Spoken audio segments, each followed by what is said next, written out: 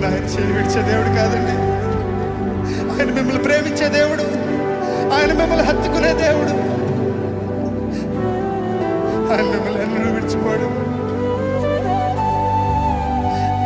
నువ్వు ఇంకా దూరంగా వెళ్తున్నావా? నువ్వు ఇంకా దగ్గరకు వస్తాడు. నువ్వు పడిపోతున్నావా? ఆయన మరలా లేవనెత్తే దేవుడు. కానీ ఒక్కసారి మన జీవితంలో, దేవా నా వల్ల కావట్లేదయ్యా,